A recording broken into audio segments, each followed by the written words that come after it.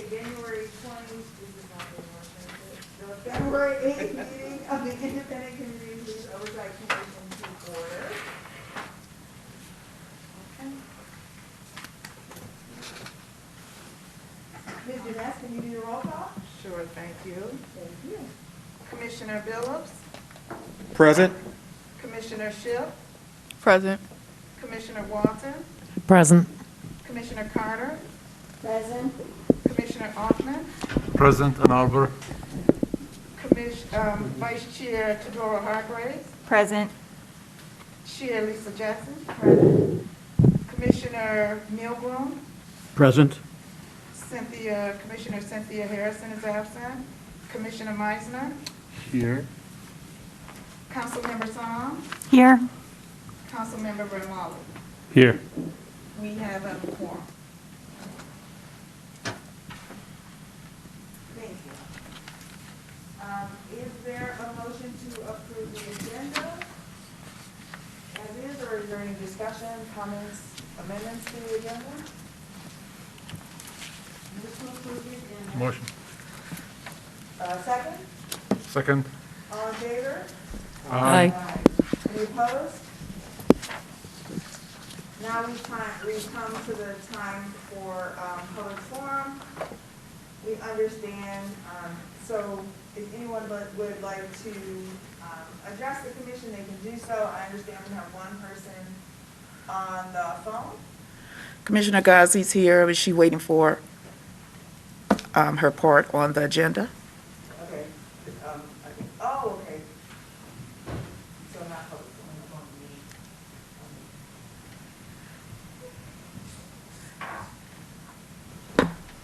But I could certainly go to her. So is there any member of the audience who would like to address us during public forum, either on the phone or in person? Do you have any callers? No, we do not. Okay, Not presently. all right, so, Oh, Commissioner Ghazi has her hand up, so. okay. Can you bring her in? Yes. So we have Commissioner Aisha Ghazi from the Human Rights Commission who's on the line. Hi, good evening, everyone. Can you hear me? Yes. So, hi, thank you for letting me speak this evening. As a representative of the Human Rights Commission, I'm just here to strongly endorse and encourage the passage of a resolution to collect more data on traffic stops, and for that data to be transparently shared with the public. Human Rights Commission is responsible for upholding the civil and human rights of all residents, and we need data to be able to do this. So we also plan to introduce a resolution Wednesday night at our meeting supporting ICPOC's resolution. I'm just here to say that I strongly support that you guys move forward with this, and Human Rights Commission is behind you. Thank you so much. Thank you. Thank you, take care. Madam Chair, we have another caller. Okay. Please unmute. Please unmute. I'm just calling in to listen. I have nothing to say. Any other callers? No. Not at this time? Okay. So commissioners, you all have the minutes from our last meeting, which was just 2 weeks ago, I believe, Tuesday, January 25th. Are there any additions or corrections to those minutes, or is there a motion to approve them?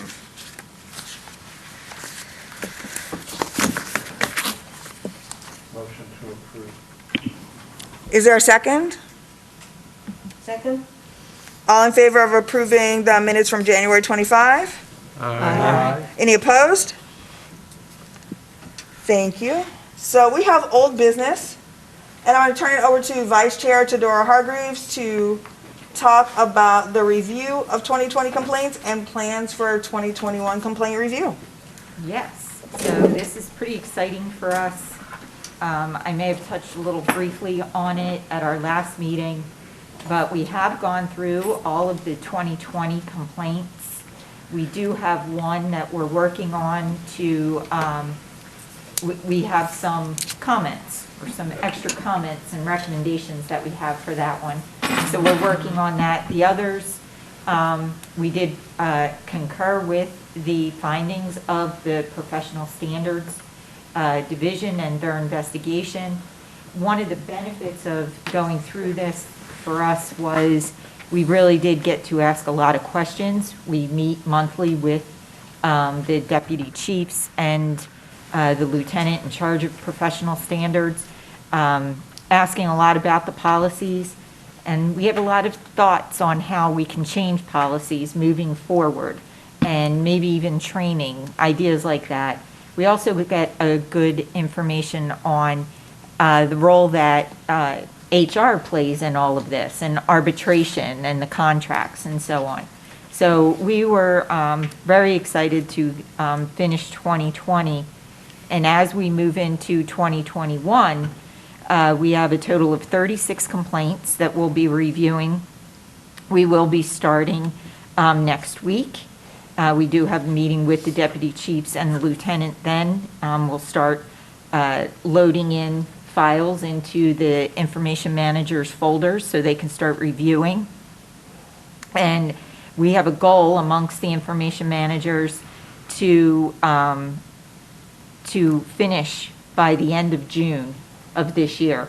So 36 complaints in about 5 months. We think it is very doable.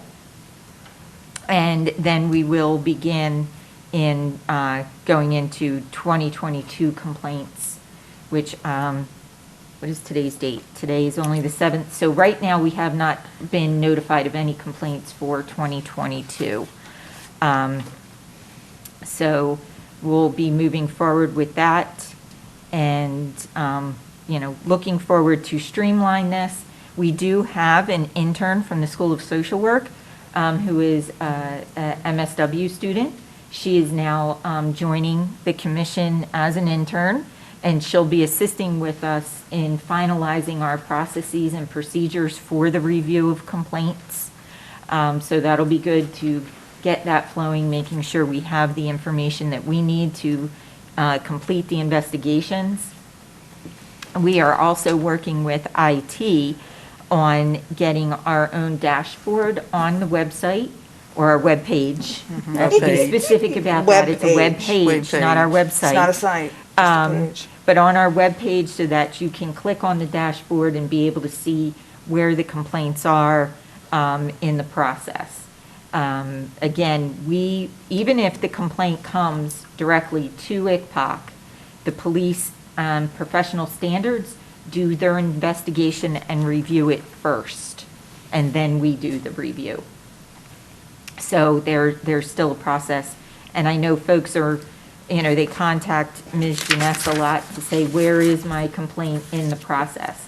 So we would like to have a dashboard on the webpage so that folks can go on there and just see if it's under review by PD, or if it's under review by ICPOC, or where it is in the system. And also we have confirmed some things as far as the log. We do get an updated log every month on the 10th from the police department that we do share with the commission. And that identifies the officers by numbers. So right now, we're also working on trying to get connections with complainants. If the complaints come to us, we get their names if they choose to. They can also, folks can contact ICPOC and leave a complaint anonymously if they so choose. But if they go directly to the police department and file the complaint directly through the police department, we do not see the complainant's names. So that's a weird distinction, but I want to make sure folks are clear on that if they are reviewing our dashboard or looking for information from us. So that's where we are right now, and we're looking forward to being far more productive and getting these complaints reviewed and getting the process out there. But right now, like I said, we had just one complaint, that we have recommendations on, and the rest we did concur with the police department's findings. Thank you. Questions, comments, thoughts?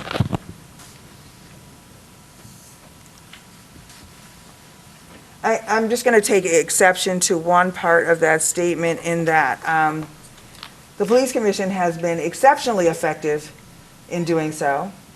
And there have been challenges, some of those outside of the Oversight Commission. So the Oversight Commission has been very efficient in doing so, and some of the delays were not due to the Oversight.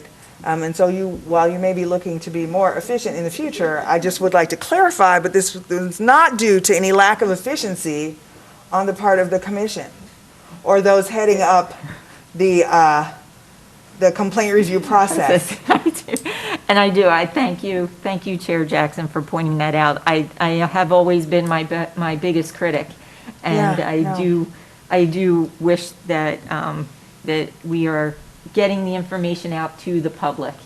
But as oversight commissions around the country find, it's not, you don't jump out of the gate. It's a long process, and we're getting there.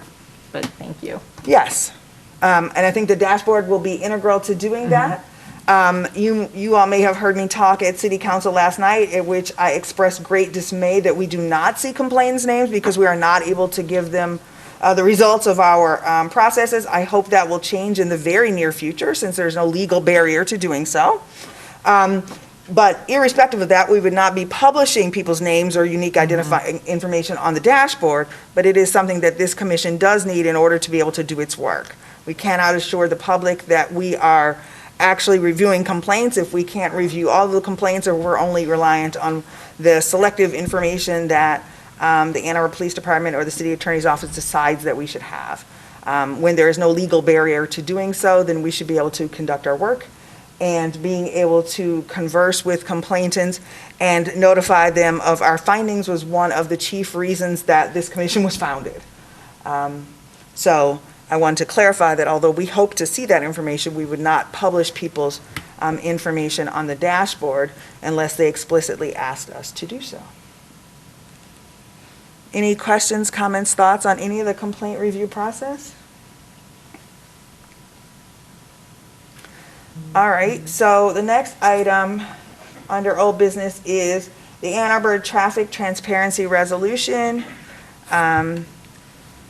which is what the Human Rights Commissioner Ghazi was calling about. You all have the most recent draft in front of you. And I was grateful to get some comments from some commissioners and make some really critical additions to the draft that I sent you all. Having read the draft, are there things that you all would like to add or clarify? I have a question for Council Members Song and Romlawi, if they would take it. One of the suggestions from Commissioner was that we ask the City of Ann Arbor to develop an ordinance within a certain time frame. We like to hold your feet to the fire and ask that that be done within a certain time frame. But I don't really know what a reasonable time frame would be.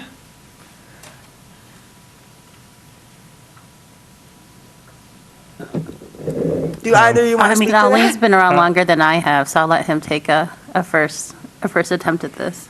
Well, we are heading into our budget season right now. We're going to have a series of work sessions. We used to have them in person. I think there's going to be a series of videos, unfortunately, this year. But there's going to be a lot of discussions around budget, the $24 million coming down to the city, conversations that are going to be preoccupying many members of council for the next couple of months, I imagine. So timing-wise, I think it's a difficult time to ask council to do this, not to abdicate our responsibility, but just to be honest, frank, that the calendar is going to be busy for the next couple of months, at least. And really, I think having this body, you know, and perhaps the Human Rights Commission develop the framework. As well as the Transportation Commission, they're in on it as well. Well, later I was going to discuss that. That's something that I'm not completely clear on just yet with that component of this resolution. I just don't know if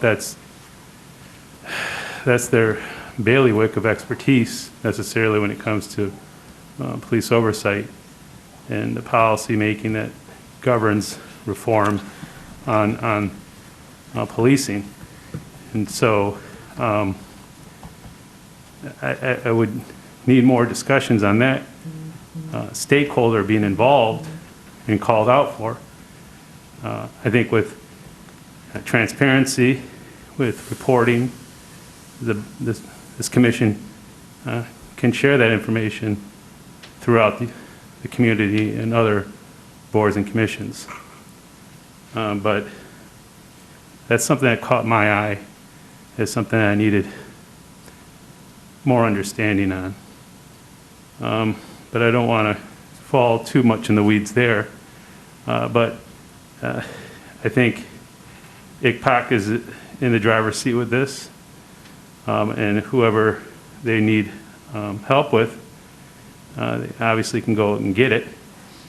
And it takes something with a framework for council because, I think that would be a most expeditious way of dealing with this. So can I add to that a little bit? So I wish we had staff here from the attorney's office to kind of give us a look as to what their current workload is right now, and they could kind of give us a better sense of timing on how this would be added, because it seems like the bulk of the work has already been done by the commission. We have language that's already drafted for review versus just a general request to come up with a resolution entirely on, just by staff. So I would say that I think Councilmember Mamlawi and I can get in touch with the city attorney's office and the city administrator and come back to the commission and give you a better sense of timing. So I can't really give a definite timeline, but I can say that I'm sure that this is a priority for everyone. If the intention here of reading through the resolution is to make sure that there are no biases or occurring currently by by AAPD, and how do we track that? So, I mean, there's a clear need for this work. It's really up to electeds to see how we can advance it. We are busy. Budget season is busy, but I'm hopeful that we're a more productive council now that we're in person. Our meeting was only 4.5 hours last night. So maybe we're going down this path of being a little bit more timely on issues and having better discussions. So I'll just commit to having those, checking back with the city attorney's office and city administrator and trying to see where we can put it in the queue and give you an answer before, what is this? We are in, are we in mid-February? Yeah. Yes, okay. Thank you. Before our next meeting. And certainly, should we decide to vote on this language, then we can certainly submit that anytime, and you can give us a framework and estimation of what that might take. I have to say, Councilmember Ramlawi, feeling like the council is going to be really busy for 2 months was really not such a deterrent. You could have said 8 months. You could have said much longer than that. So I think, that's not such an unreasonable timeline. There also is a change in the city attorney's office as well. Aileen Carr will be starting in April. Mr. Postman will be retiring in March, and for 1 month, there'll be the senior members in the attorney's office handling matters. So you have a month right there in the transition and the time in the city attorney's office. And I also need to understand, in this resolution here we just got, what is currently in place, what we have, what we don't have, how much money it's going to take, what the technologically feasible and what the legality collecting this information is. I'm happy to speak to that. And so there's a lot there that needs to be gathered. And I would like to know from staff and others what currently is available and what we need to start getting. And we have a, you know, an issue here with ethnicity of passengers. And I know in prior conversations here, we talked about the struggles Yeah. of coding that. So a lot right here to look at and really be able to give a better answer at a later time. You'll probably be happy to know that the data for which we're asking is all data that is currently collected by AAPD, that they currently have in, you know, for example, an Excel spreadsheet right now.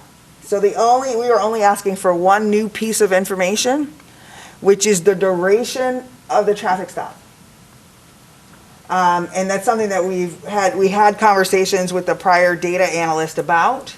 And there is significant research that shows that sometimes the length of a stop, there are some disparities in the length of traffic stops. And that the length of a stop itself can be used as a tool. So for example, instead of writing you a ticket and sending you on your way, the officer may have you at a traffic stop for an extended period of time. But you'll be happy to know that every single piece of information here that we've asked for is information that is currently collected. It's information that the AAPD has already put into an Excel file and sent. It's what they currently have. It's what they currently collect in their data systems. And one of the reasons why we're talking about the transparency of traffic stop data is because it is one of the few categories of data where it is accessible electronically and in a almost research-ready form already. And so we would have loved to have been able to focus on other kinds of things like calls for service for intimate partner violence, for example, but that is not currently in this kind of form, but traffic stop data is. And so we're not asking for any additional information than what they collect other than the time of the length of a stop. And we had conversations here about the ethnicity of a driver, but the police already collect that data, and it's based on the perception of the police officer. And certainly this body had, I would think the majority of people on this body were uncomfortable with asking drivers their ethnicity. And we did have Dr. Karpiak weigh in and say, actually, it's probably more important to collect the data the way it's being collected now, because it is perhaps the perception of the police officer that really matters anyway.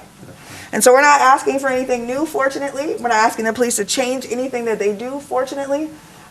We would ask, they already tell us the time of the stop, and so we would like to know the time that a stop ended. And we've had some conversations, even with Deputy Chief Forsberg about that as well. In our data sort of meetings, we're talking with the police department all the time about the traffic stop data in the context of our grant, for example. But and so everything that we've asked for here is already available, and it's already in a data-ready form, with the exception of the duration of a traffic stop. And so if that's something that the police can do, we understand there are some challenges with perhaps police officer leaving and going to another scene without sort of ending, putting a notation that a stop has ended every single time. But if that's possible to collect, that'd be the only new thing. So you'll probably be relieved to know that we're not asking for anything new, and we're not asking for anything they don't already collect, and we're not asking for anything that isn't already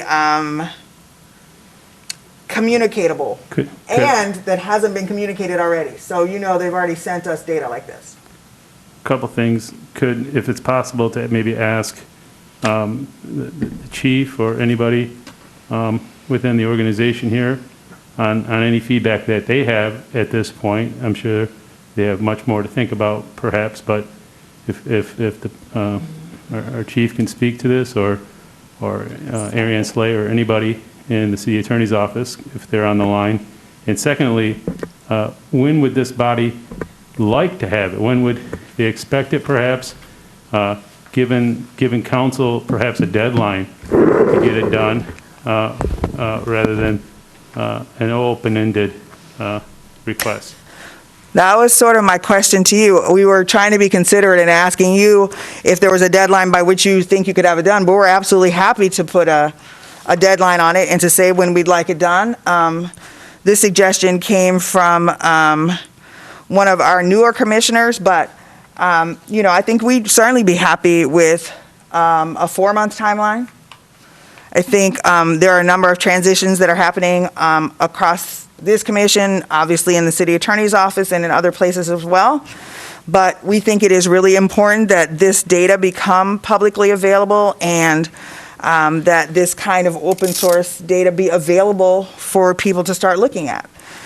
And so certainly we'd like that as soon as possible, but we have never been unreasonable, especially in terms of time. We have not been able to do anything quickly on this commission because of having to work with the constraints of different city departments, so I think we're well used to that.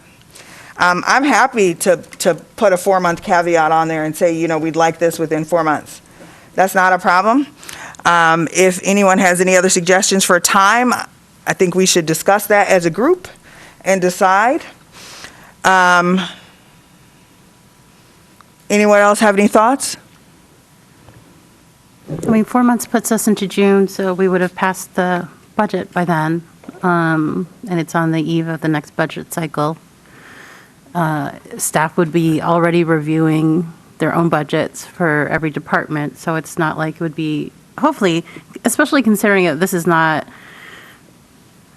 there are already models in other parts of the country that are out there for us to lean on and look to and reference. So it's not, I would hope that it isn't too much of a heavy lift for Ann Arbor, which is considerably smaller than some other places where they have open traffic data. So I don't, if 4 months sounds like a reasonable time. I mean, we'll have to check with the city staff and then push back if that isn't possible. But it's certainly it seems like it's fine to at least start the conversation and get that timing out, at least consider it. Thank you. Any commissioners want to comment on the content of the resolution? Were there things that you felt that we missed? I thought that it might be helpful for us to add something that probably seems obvious to us, but might not be apparent to everyone else, which is that we would not be asking the Ann Arbor Police Department to report the name, address, driver's license number, or other unique personal identifying information of people stopped. So I think we could add that as well, just to be extraordinarily clear that we are not asking for personally identifiable information about anyone who has been stopped. Commissioner Carter? Thank you. No, I just had a thought, and I was reviewing, of course, there was a study done of the 2017 data, which I'm struggling through right now, but I was just wondering, a thought occurred to me, what if we had an officer who was being more aggressive or whatever in the traffic stops? I'm wondering if in this data we can somehow also collect the officer number, so that, you know.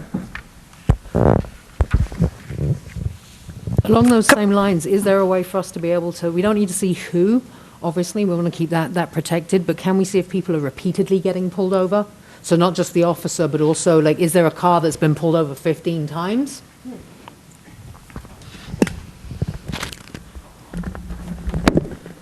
I think that's a really interesting point to think, because if a car were pulled over multiple times, that could mean multiple things. That could mean that the person were a horrible driver and they were pulled over frequently, or that perhaps they were in an area where there were frequent pullovers and that they might be pulled over often. So it'd be interesting to see the outcome of each of those things and what it means. We know that many people who have been engaged in traffic stops that ended tragically had been pulled over many, many, many times.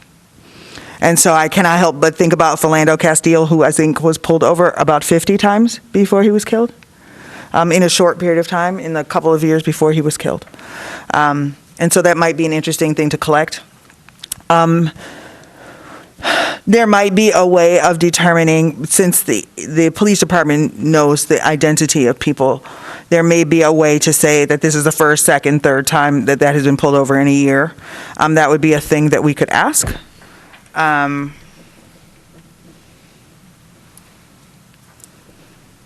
could be a really important thing to note. I will say this, that you all know that we have traffic stop data that's under analysis now. And one of the things that often happens when researchers start to collaborate with police departments and look at this kind of thing is that the police department has some asks as well. And so in the case of the data with which we're already working, the police department said, hey, we'd like to know if some of our officers are doing more stops than others, et cetera. And so the researchers are working with some encryption of officer names and numbers to be able to call that information as well at the request of the police department, actually. And so they had some interest in using the data for that purpose as well. So any other questions, comments, thoughts? I have a quick question. So this draft has gone to this committee, Transportation and Human Rights Commission, right? So three commissions? Okay.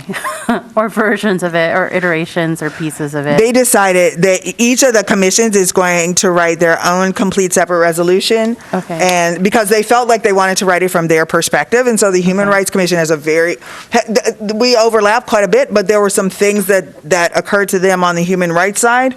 And so their resolution to council will look significantly different, and they'll work on it. I think the meat of it is the same, Okay. but they had it's structured a little bit differently, and they have some different points to make. But the data that they're asking for is common because we understand what the police department can do already. And so we're not asking them to do one thing new. We're just asking them to make public the data that they're already collecting. The Transportation Commission and many people around the country see traffic stops as part of a transportation safety issue. And so they actually do have a vested interest in this as well. And they are approaching their resolution from that perspective. And so they'll write a resolution to all as well, again, asking for the exact same data. And you might notice at the end of this resolution, what we're asking for is that an annual report be produced and that it be distributed to the Independent Community Police Oversight Commission, the Transportation Commission, and the Human Rights Commission. But other than that, each of the resolutions will look different because it will have the perspective of each respective commission. And then city staff seen this as well?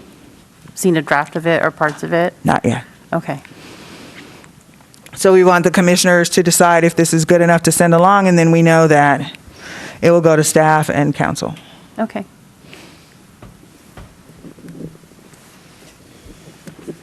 Is it possible to ask if the police chief would speak on this issue? You know he can hear you, right? I don't know. Is he? He heard you the first time. I need to put him on the spot. He didn't say anything, but he heard you. Keep asking.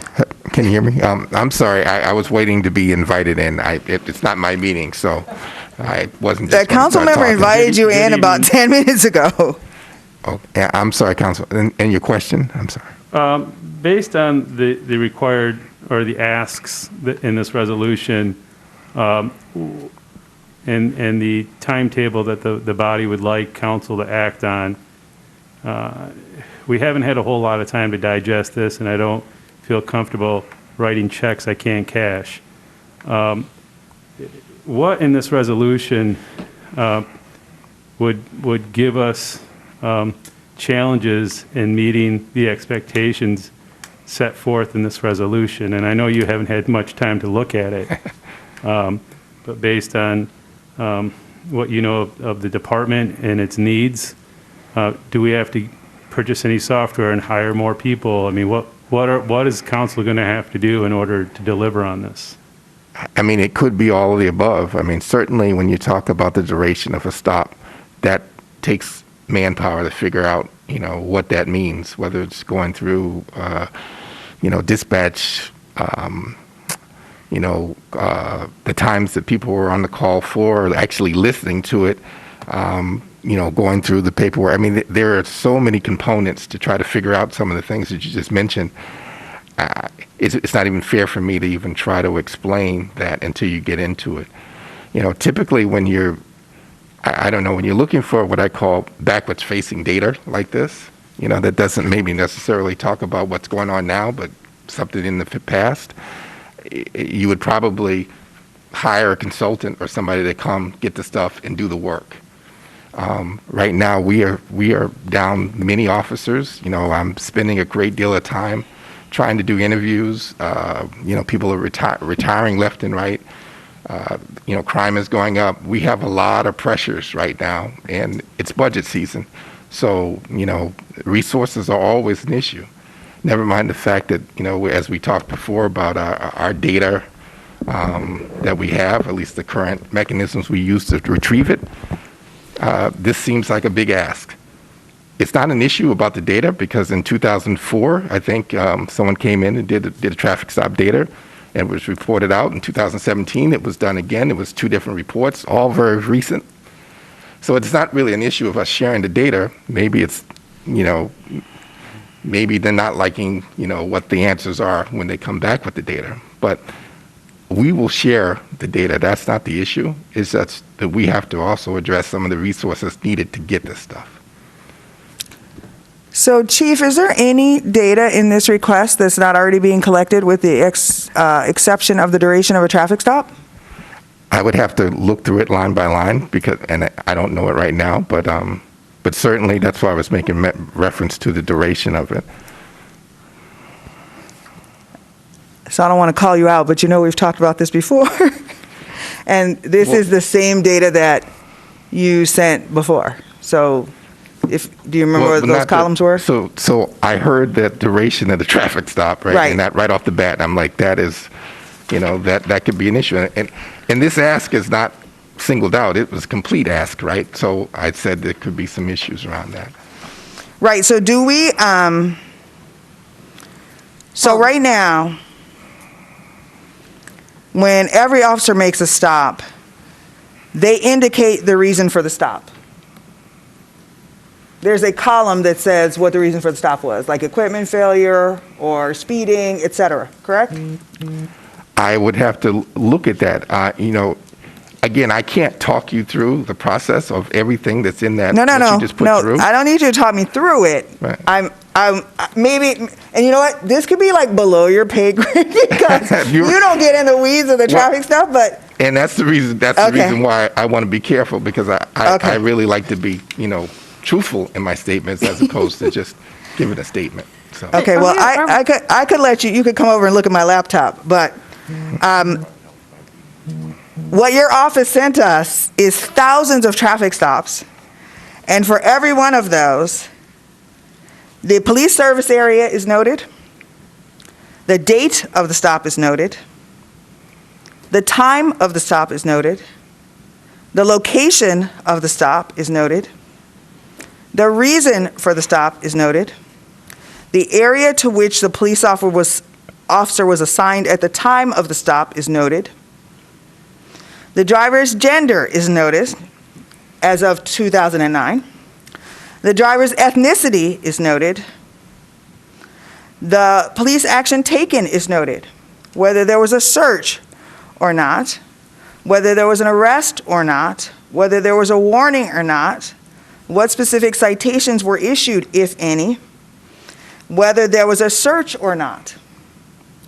And so I know I might be in the weeds because I'm intimately familiar with traffic stop data, but all of those pieces of information are already collected by your officers at every traffic stop.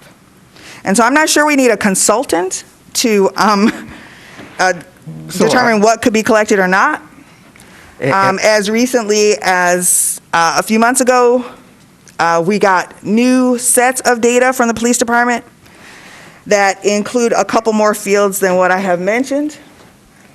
Apparently, Dr. Karpiak is on the phone, who could speak to the data fields even more eloquently than I. Well, I just want to just make one more statement, and then you could certainly have it back. You know, so some of the information that was given to you, I think probably took some work that's probably not included in there. We had a data person that was very, very good at what he did, and I think that he was able to pull up a lot of additional information so we can be as transparent as possible. But that took time and effort. We don't even have that person employed anymore. So those are facts. So what you say could absolutely be true, but I can't answer that right now, based off of you reading off of a sheet on the information that we've given you previously, when I don't know all what went into giving you that then. Can I, Chair. oh, no, go ahead.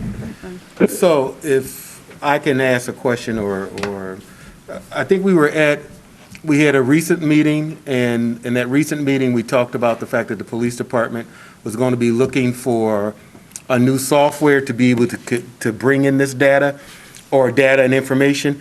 And I think it's important that we, as we discuss this, that this is the kind of data that besides whatever the police department needs, this is the kind of data we as a commission also need. And we need to make sure that we're able to capture that data in the new software that the police department decides upon. And this should be one of those criterias for that software, so that it won't take an extra person, as the chief is saying, to pull some of this data. It should be something that should be easily done with the correct kind of database. So we should make sure that that's a part of a conversation, or that this information is included in the search and the decision for the database that the police department eventually decides upon. I just want to add that if we don't have redundancy in how we maintain our databases, and that we can't access this information if we lose a staff member, then I think it sounds like there's a little bit of work that we need to do in our IT department, or some outreach that we need to do in the community. We have a fairly, we have access to some really interesting data analysts in town who I think would gladly volunteer, or at least understand, what the barriers are to access and analyze this data. So, I mean, it's unfortunate that we don't have this data person on staff anymore. I don't know what the timeline is to replace this person, but I don't think folks who are volunteering their time and pressing for this information should have to pay for, the city not being able to access this data. I mean, we should have fail-safes for this. And, as far as this being kind of new to us, I'm pretty sure we've had discussions around the need for this and on this issue for several months now. And we approved meeting minutes acknowledging that we've had these discussions. So this isn't news to us. So either we're not prepared for the next meeting, or we're not having these interim discussions between ourselves. And maybe that's on us to schedule it a little bit, or schedule that and make that a priority. I don't know how many times this commission has to ask for things or get clarity, but I guess that's the role that liaisons play in helping you get that clarity. Again, I mean, I'm looking at these projects around the country. Stanford, there's North Carolina. They've been able to do this before us. So if commissioners are already doing the homework and trying to look at what that program looks like and how it can be implemented here in Ann Arbor, at the very least that we can do is at least Google it or reach out to those cities and those electeds and those departments and ask, what did you do? How did you make this successful? Or has it been a complete failure? I don't know. I'm not really sure we've gotten to even that point yet, but I hope we can. Dr. Karpiak? And then Commissioner Meisler. Hi, I just wanted to let you know that I'm here, and I think I could answer some of the questions about the data that we have. So the data that SMART has, that was shared earlier, has the start time of the stop, and it has the end, a field called activity end. So it's activity start and activity end. And so we can actually calculate the length of the stop based on that, because we have the start and stop time. As the chief has pointed out, it's a little bit more complicated than that, because the stop time, the end time kind of requires the officer actually kind of checking out of the stop, and sometimes they're processing paperwork or other kinds of things happen. There's things that could affect the length of that time. But we do have that field, and so we can include that in an analysis that we do. And I think as Dr. Jackson also pointed out, we do have basically a non-identifiable or anonymized officer number. So we can kind of trace stops and types of stops to individual officers and notice trends in that way and compare individual officers to other officers in their district and to the force as a whole to see patterns there. So we have that, and we are in this ongoing discussion with, as part of the funded part of this grant through the Community Foundation, we are in this kind of extended conversation with Ann Arbor PD and ICPOC and SMART to kind of work out what we want to do with this data, what kinds of reports, what kind of analysis, how we want to do the educational component of it. And that, I believe that conversation can include something like this resolution, which is how long-term the community wants to be sharing and transparent about this data. And there are resources for doing that. There's potentially, I believe, somewhere between $10,000 to $20,000 additional, along with the already allotted community foundation funds, $10,000 to $20,000 for implementation is available. There's a new program through the Department of Justice called Justice Counts, which is specifically designed to help communities create public data transparency portals like this using criminal justice data.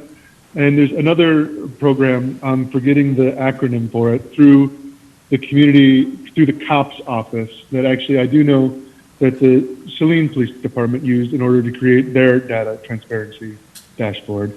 So again, I'm happy to sit down with anybody and work through some of the options.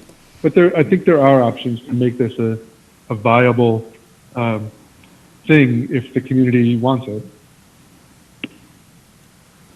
Thank you. I was able to attend the Justice Counts webinar. I invited all of council to attend and our commission. I don't know if any of our other commissioners were able to attend. But the purpose of that was to talk about how local communities can begin to share data in a transparent manner. And transparency is certainly at the fore of what we do and why we're here. I don't think sharing data intermittently is transparency. I think the data needs to be available to the public whenever the public wants that. I'm sorry, Commissioner Meisler. Not at all. You were next. Thank you. I'm new here, so at the risk of appearing crude, I wanted to clarify the conversation. Are we seeking currently to make changes to this language based on this conversation, or are we seeking to build a consensus in this group to submit this resolution? We can do either, but my preference is that this reflects the comments and thoughts of everybody at this time. And so I've gotten comments from lots of commissioners on it, and they're incorporated in here. But I think it's important that everybody have input into it. This is a conversation that we've been having for a long time, but you are here now. And we want your input as well. Thank you. And so that's not crude or inappropriate. I mean, the logistics of how this city and the department manage data is beyond the scope of my knowledge, and I think that it's kind of beyond the scope of this commission's responsibility. We're trying to decide whether we like the language in this resolution based on us and our charge and our responsibility to the community based on what we're charged with. Yep. And I really also appreciate the fact that this is based on a lot of research and effort and investigation into what other municipalities and other governments have done as regards this type of an ordinance. So this isn't coming from nowhere. And I also really regard the fact that this commission has been sensitive to what the additional work might or might not be to compile this data and then distribute it as asked if we were to choose to forward this resolution. I guess that's kind of what I got. Thank you. I would tend to agree with you that the capabilities of the police department to produce this data are not within our scope of responsibility. And that one of the consistent things we have heard since the inception of this commission is that we are asking too much of the police department and that they don't have time to do the things we ask. And so this is not new. And there's a degree to which we are quite used to hearing that. All the way through the complaint review process as it is now, it has been a struggle. And yet, access to information and access to police department personnel is one of the fundamental conditions by which oversight can survive. And so if we are to do that, we are going to have to be able to get data and have access to personnel. And not always when it is convenient, because we are usually at the bottom of the totem pole in terms of what the police would like to be doing. And while we understand that, we do have a responsibility to the public, and we don't need to settle for that.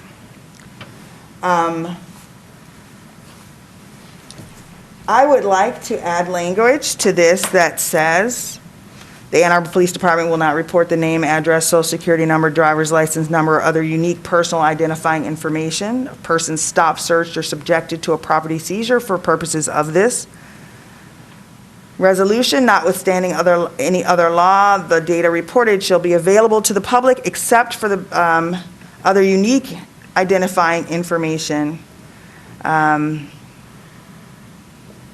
of any person involved. I believe Commissioner Carter. Thank you.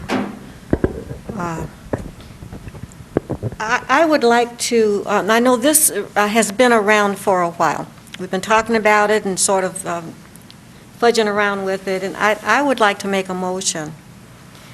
And I move that this resolution be tabled and scheduled for final approval at the March meeting. I would also move that we ask the police department to comment on the items requested, whether they are available now, and if not, how difficult it would be to find those items that are not currently available. That we also ask the department to consult with their IT people to let us know whether or not and what would be needed in order to digitize this data. I would also, as part of that motion, request that our council representatives check with the city attorney's office to see how long it would take them to prepare something for council to approve. And I further, as part of this same motion, move that at least a week before the March meeting, if any of the commissioners or anyone else has something that they want to include in this resolution, that they get that in writing to the chair, and that she can add it to the draft as a final draft or bring it to the meeting for us to vote on at that time for inclusion. But I think it's, so that's my motion. I think it's time that we move on this or not. So I hope I can get a second. Second. All in favor? Aye. All in favor? Any opposed to that motion? I've tried to capture that motion as best I can, but we were recorded, so I can go back and transcribe. Thank you.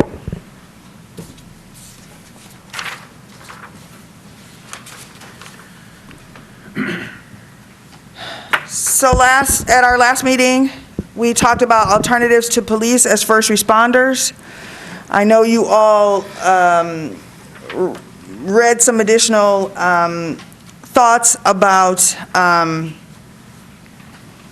unarmed response programs around the country. I know we had some summaries. Albany Law School had a summary of programs around the country that was digestible. It talked about pros and cons of different programs. It talked about legislation. It was kind of lengthy, but it was pretty useful. I know all of the commissioners have it. I believe I may have sent it to council as well for their review.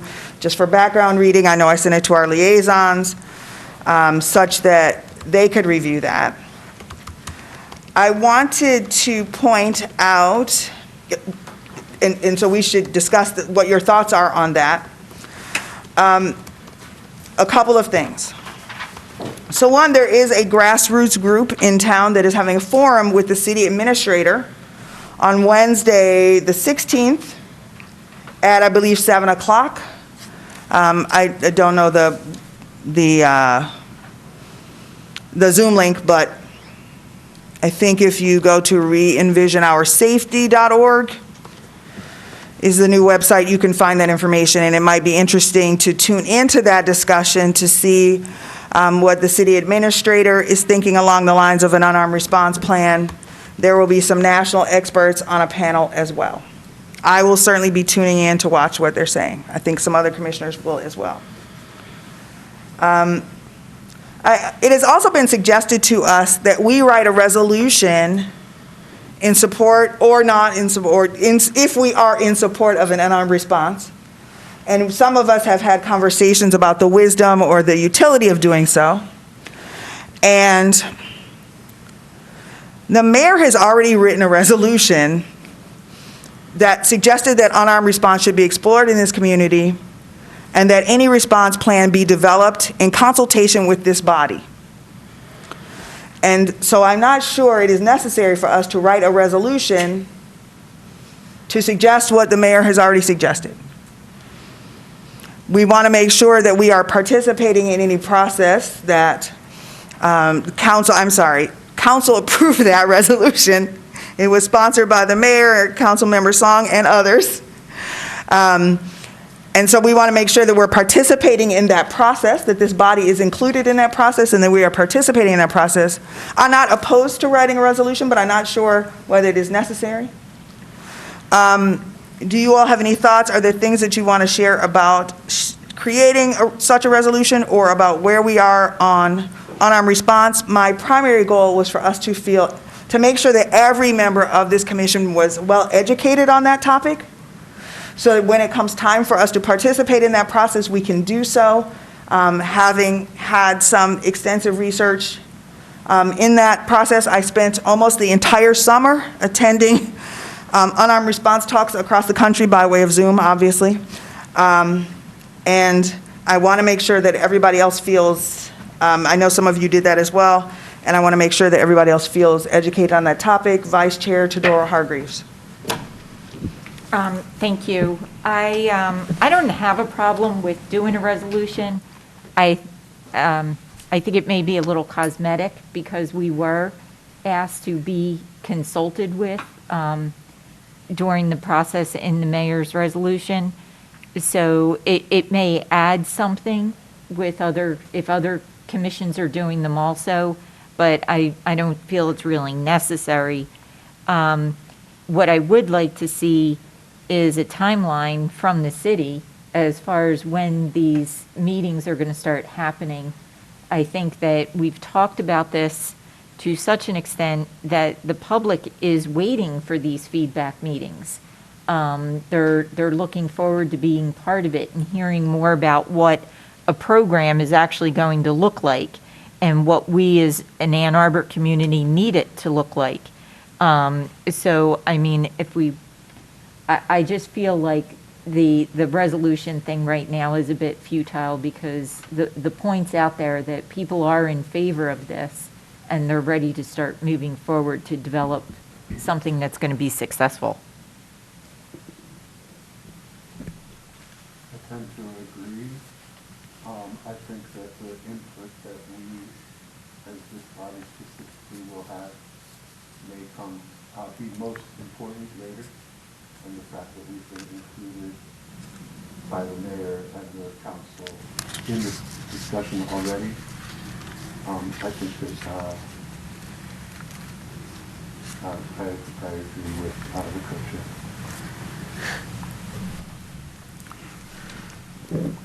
Can I? Commissioner Hoffman. Okay. I think what we need to do is also to respond to that by saying that we are in support of the resolution of the mayor. We don't want to be left out. Yes, we are included, but we have to have it also in writing that as a commission over here, we make a motion to agree with the resolution of the mayor. Just to be on record that we are in support. Would you like us to do that in writing, or should we do that here and now? We'll just vote. Want to vote on that? Any other thoughts? I just want to, if folks are curious as to what the community engagement has already looked like on unarmed crisis response, there was a session last Thursday on community and law enforcement public safety data platform that is also part of the ARPA request fund, as well as unarmed response. And there's a YouTube video of what that meeting was, a YouTube video of that meeting. And then tomorrow is the last community engagement meeting. It's a general town hall or fact that I had asked for, because I think folks have been looking at the city's ARPA page or have been encouraged to go to different projects that they're interested in. But I asked the city administrator's office to consider having another town hall, which is tomorrow from 6 to 7:30, just so that folks who are interested in multiple things or couldn't make any of the sessions that have already happened can participate and kind of give their last thoughts before staff collates all that information, presents it to council for vote in March.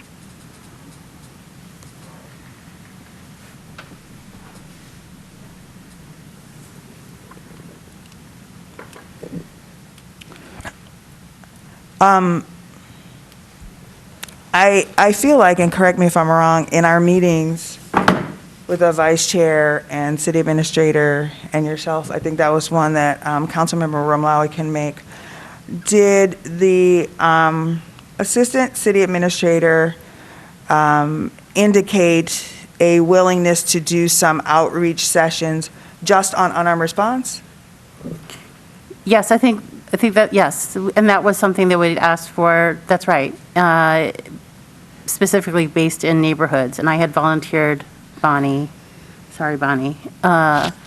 with the thought that if we could approach unarmed response a little bit differently than just putting out YouTube videos.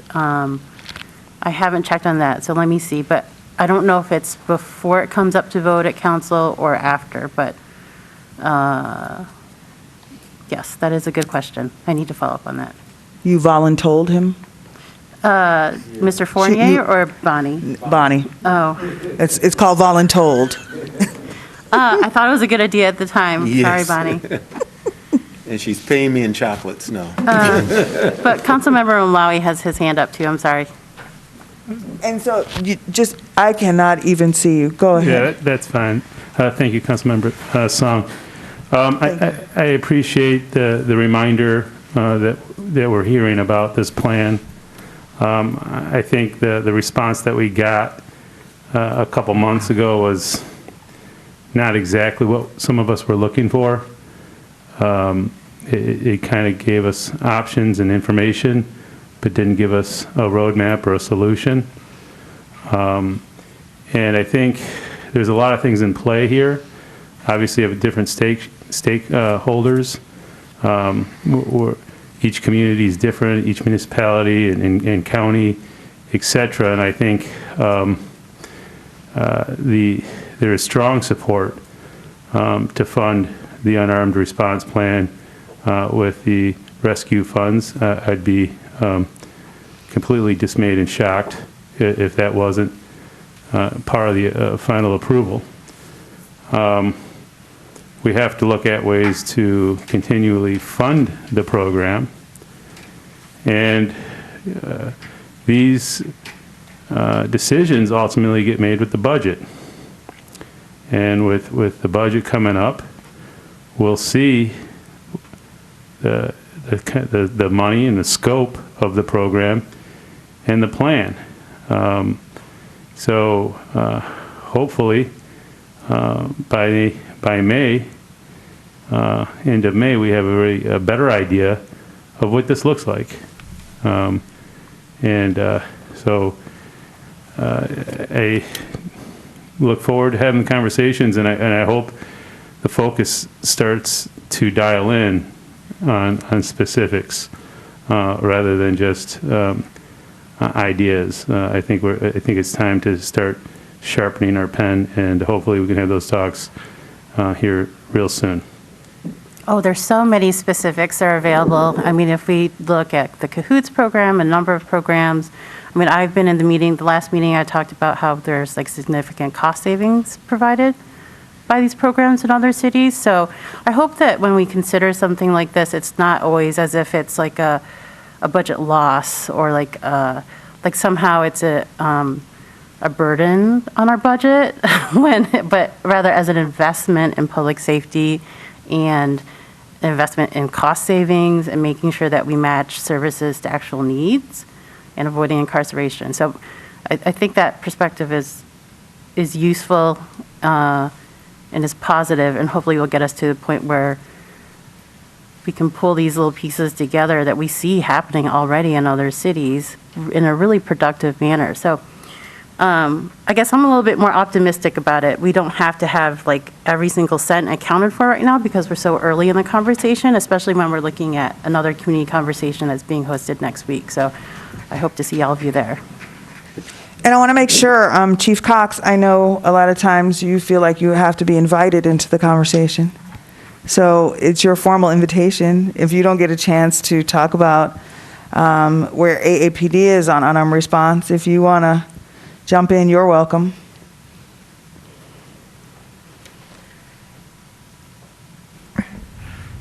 Yeah, so, we're willing to work with anyone and everyone who wants to come up with a proposal, just to make sure that, whatever happens, that it's fully vetted and that the public gets the best possible service. But I don't think it's really called for us to come up with a solution. And so I'm not looking to, create an unarmed response, but certainly to work with anyone and everyone who comes up with a plan to make sure it works. Is that helpful? And just want to make sure I know how you are. You want like an invitation on a silver platter and stuff, so just making sure. You're sitting way over there, so just making sure. So Commissioner Othman suggested that we should make a statement in support of the council resolution on unarmed response. Would you like to frame that for us, and then we will vote? I'm sorry, can I interrupt a little bit? If we are expecting the chief to commit time on council or in the meetings, then maybe we need to add him to the agenda.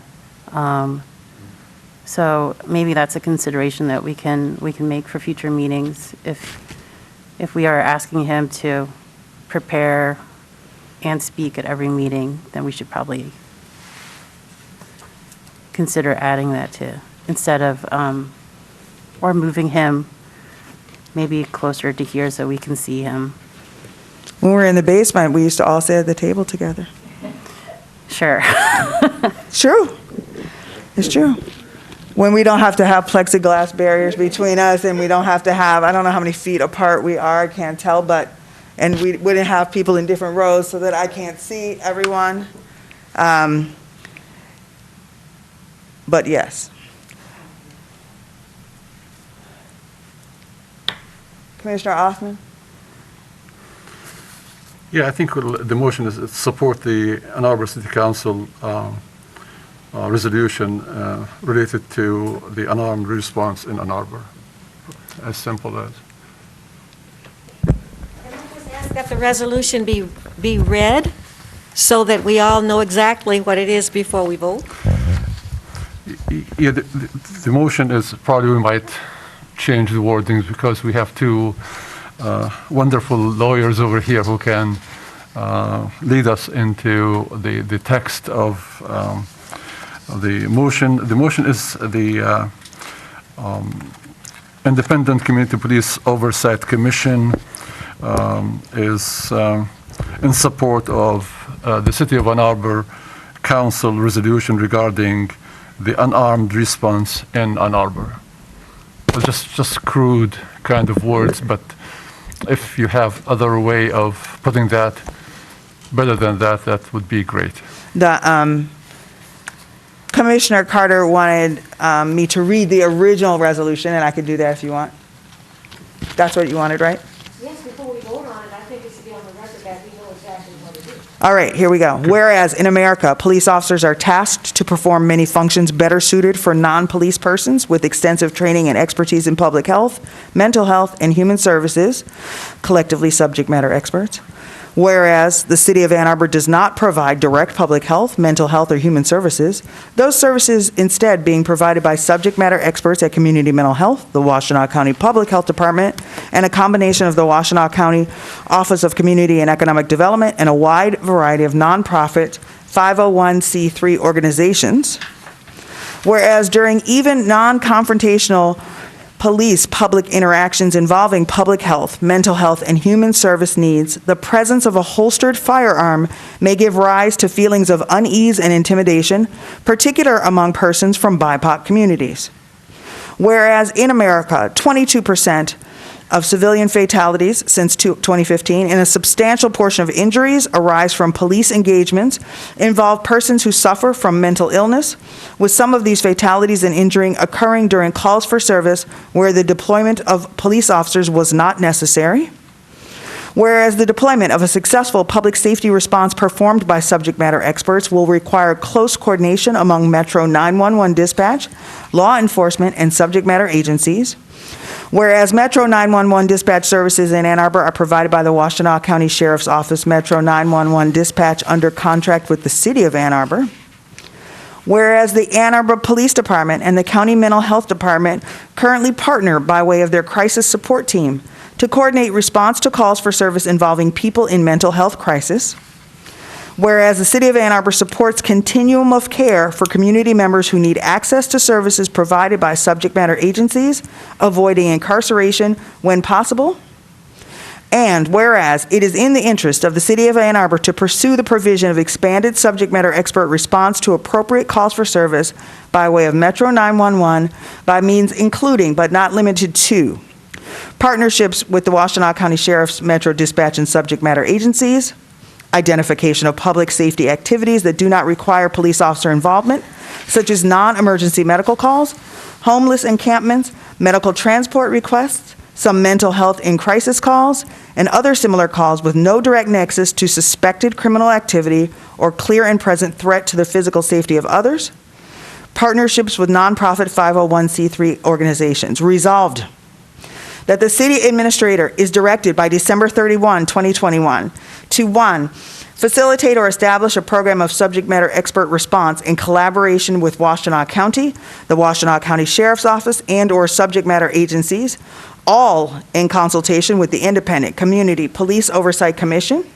Or 2, after having consulted with Washtenaw County, the Washtenaw County Sheriff's Office, subject matter agencies, and the Independent Community Police Oversight Commission, provide a report to the City Council as to the obstacles preventing such a program and their recommendations for overcoming same. Resolved that the city administrator shall, if useful, pursue a professional services agreement to aid in the development of this program or completion of this report in a timely manner.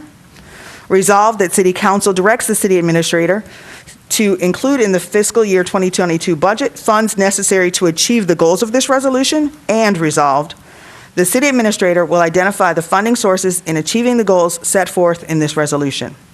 Sponsor Mayor Taylor and council members Song, Briggs, Radina, Iyer, and Griswold. April 5th, 2021. Thank you. You are welcome. There is a motion, I believe, on the table to support this resolution.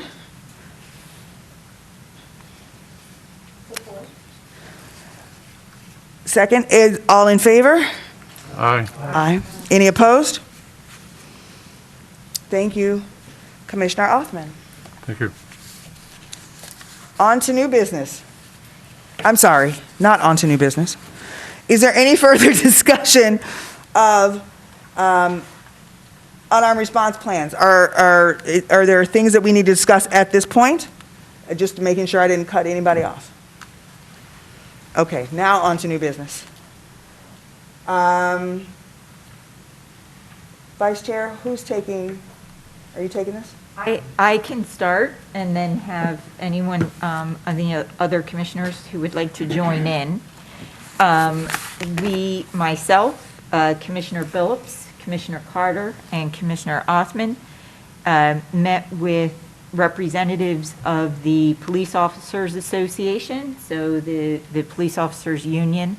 This is the second such meeting that we had. It was the first that Commissioners Carter and Othman joined us, and it was good to have them. We had a wonderful conversation, just basically a meet and greet, get to know. We talked about unarmed response. They gave us their thoughts on it as officers on patrol who are out there.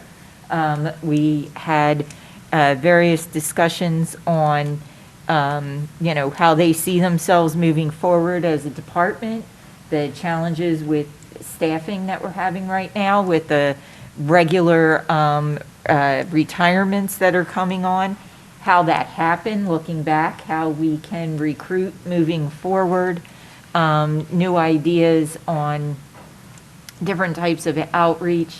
We talked about, seeing when Commissioner Jackson, Chair Jackson and I were in Tucson for the NACOL conference, there was a billboard taken out on one of the main roads. I believe it was for El Paso, Texas, looking for police officers, and they were advertising in Tucson. So we talked about different things like that, and one of the union reps was not able to attend the meeting because he was doing interviews, phone interviews. So it was a good opportunity for us just to exchange those thoughts and ideas. But a big topic that did come up is what's the next item on the agenda, which is what we referred to in the meeting as relationship policing. And we had a lot of questions for the patrol officers as far as how they actually get to know the community. What are they doing to get to know the officers? And, what do they take time to get out of the car? Do they play basketball with kids? So, what is it that they do to build those relationships in the community? So these were just some of the things that we got to hear from them directly on. I don't know if Commissioner Billups, Commissioner Carter, Commissioner Othman, if you'd like to add anything before we move on. I did attend the meeting, and I found it very, very helpful. You've heard me quote before that says, how can two walk together unless they agree? And so sometimes we have to back up and find that point of agreement.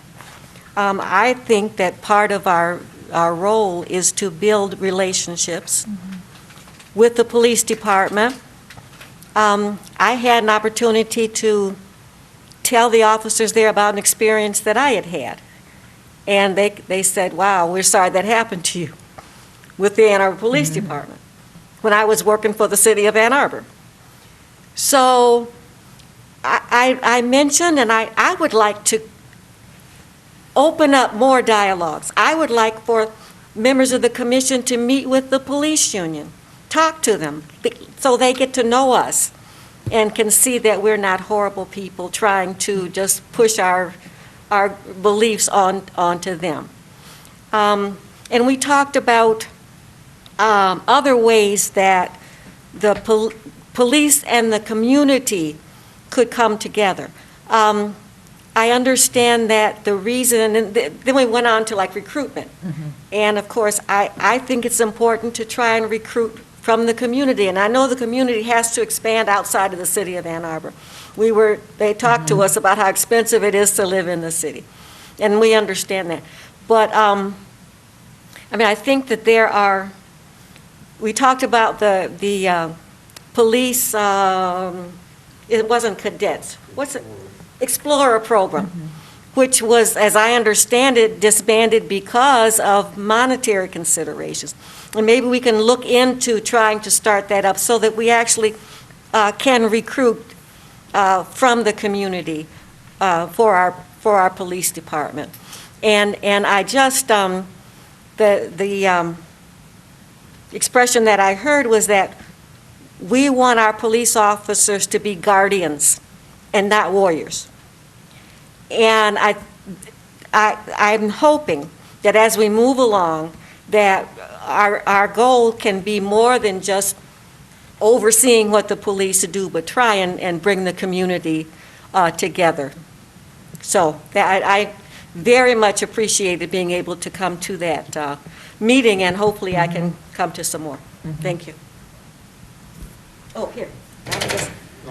I have one. One of the other things that we discussed that that I would challenge the rest of the commissioners to do, which I'm negligent of also, is to participate in a ride-along with the officers. They reinserted that into the conversation that would be a good thing for commissioners to do, to understand that side, especially as we were talking about the possibilities of unarmed response and all those things. So just to get an understanding of what an officer's daily activities might look like. So I'm planning to make sure that happens in the month of March for me with my schedule, and I would challenge any other commissioners who haven't done that yet to make sure that we do that. I think we've got to have all sides of everything as we start, as we do more work to be that bridge. So I just want to say, I agree, and that did come up, but I want to say this. If the Lord continues to bless me, I will never be inside a police car. So I'm not going to ride along. But I hope everybody else wants to do that. I'll take your ride for you. It's all You right. have the right to say that.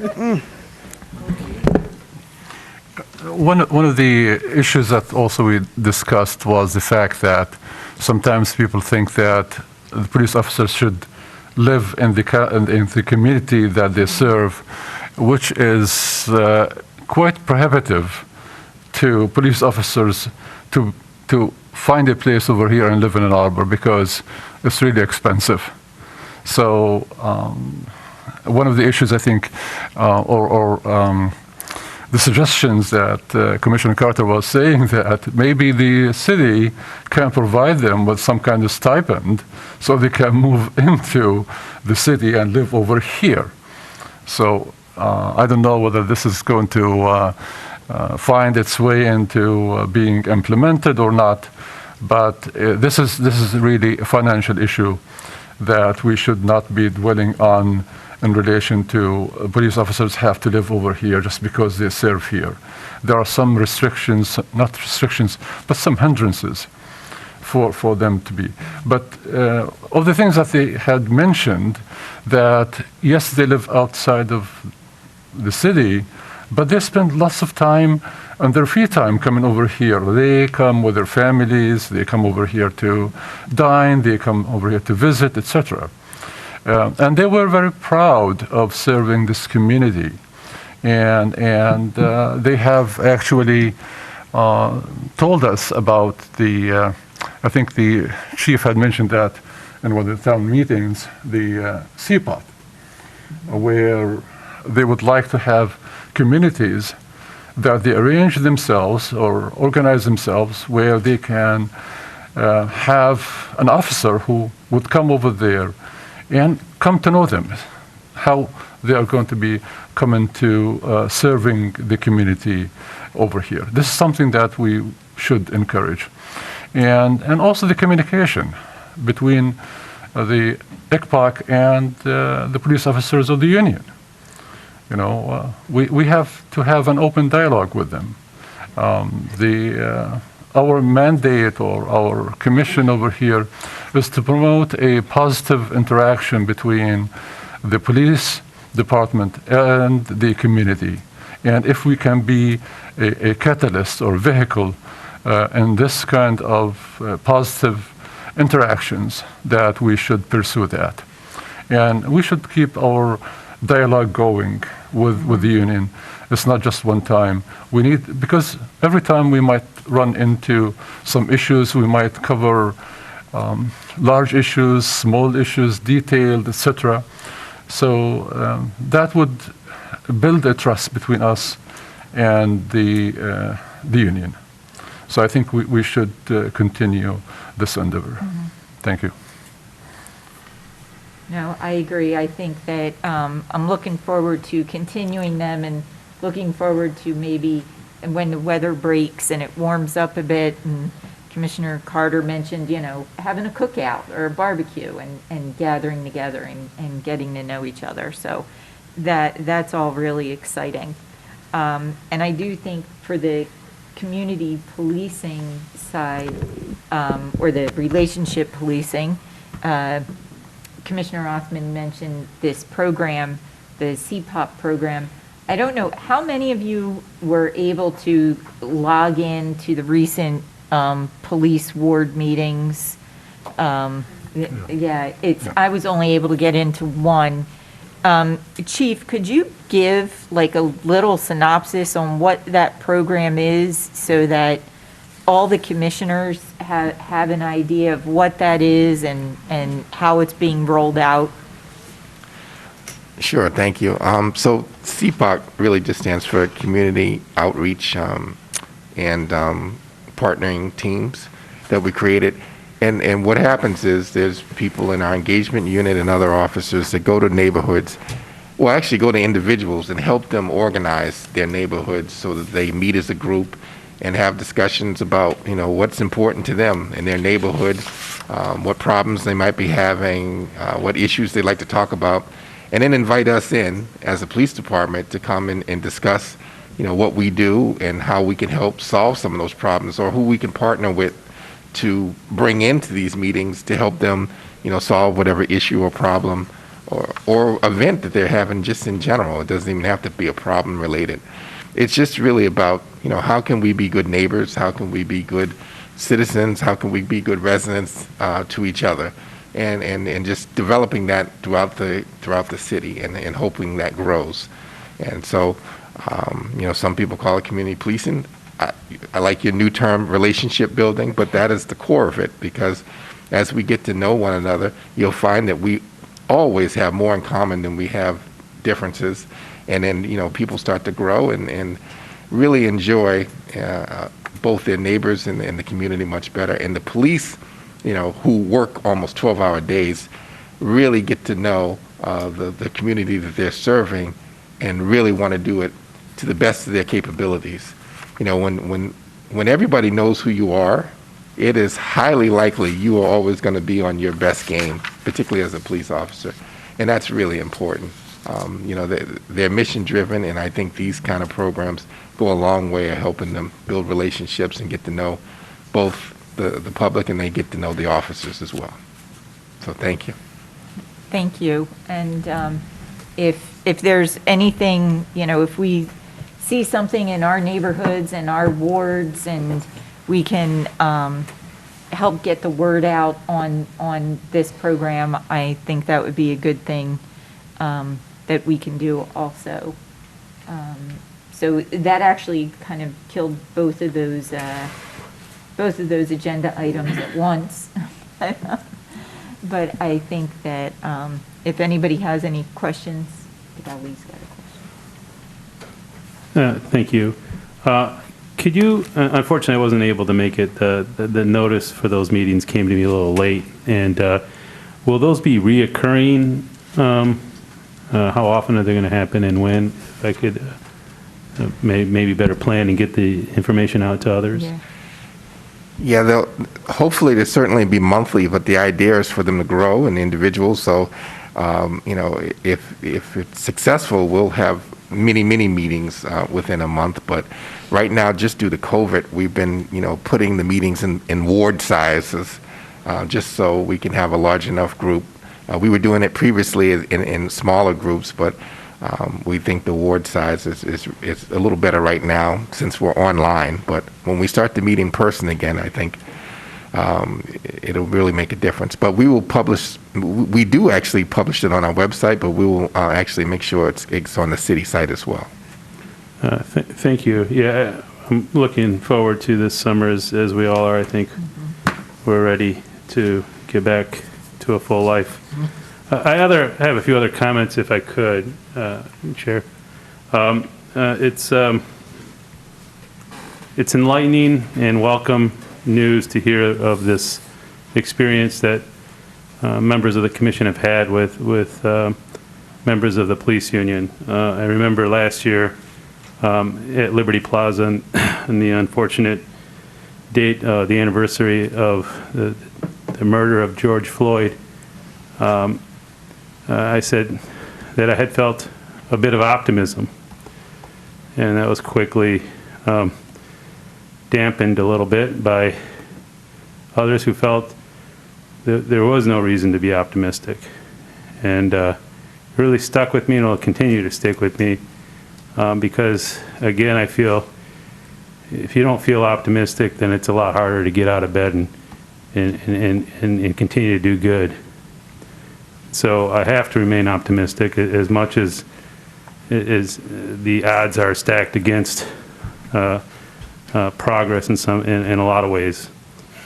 And so I am heartened to hear that we are starting to humanize each other and better understand one another.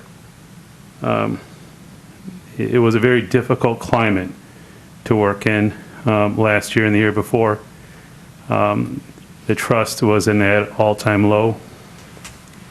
And I think it's important to have these relationships built now so that the next time there's a test, we respond to it better, and we don't wait for those crisis moments to get together and talk, and that we talk in good times and we build that relationship up so we can handle those tough times when they unfortunately arrive. Thank you.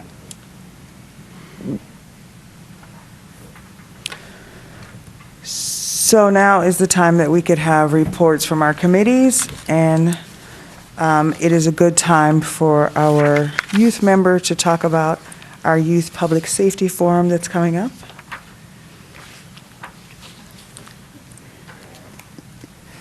So as mentioned, last meeting, we are having a Youth Public Safety Forum. The flyer for that is finally out. My apologies for taking literally forever, but it's out now. And there's an RSVP for it, so all you have to do is just scan the QR code and RSVP.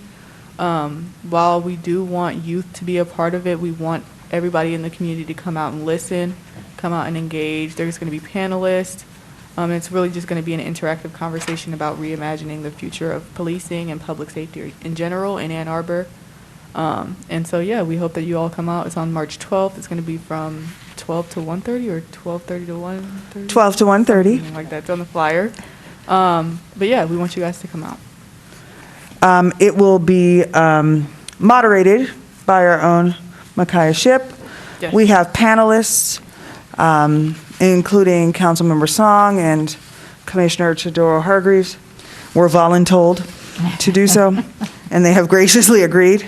We will also have young people on the panel, and the goal will be for young people to talk about their expectations and their hopes for public safety going forward. And so we're excited to do this at the Michigan League on Saturday the 12th at noon, Saturday, March 12th at noon, and we hope that everyone can join us and bring their kids. And we're looking forward to an interactive conversation with young people about what they hope to see. There's certainly reason to be optimistic about that. We really want to be diligent about involving young people in these processes, and certainly having direct conversations with them is one way to do that. Any other final reports?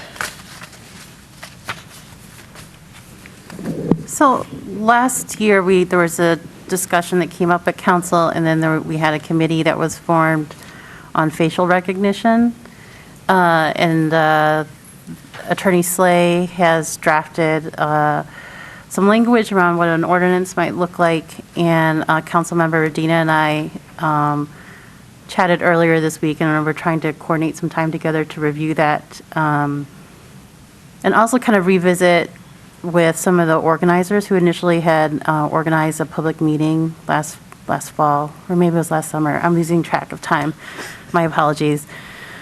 Because right now there's some concerns around not only police using facial recognition, but facial recognition technology being used in street lights, of all things, smart street lights, and without people's consent or knowledge. So we need to revisit that draft and try to see if that can also be incorporated.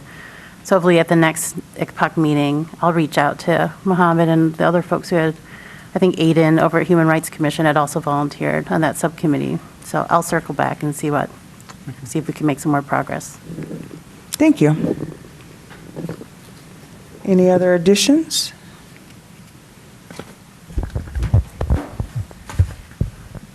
Thank you. I just wanted to report, at the last meeting, I talked about transparency in general.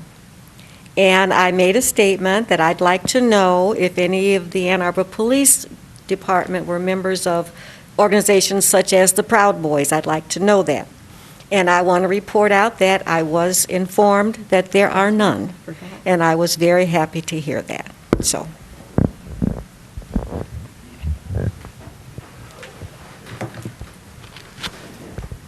Seeing no other comments, is there a motion to adjourn?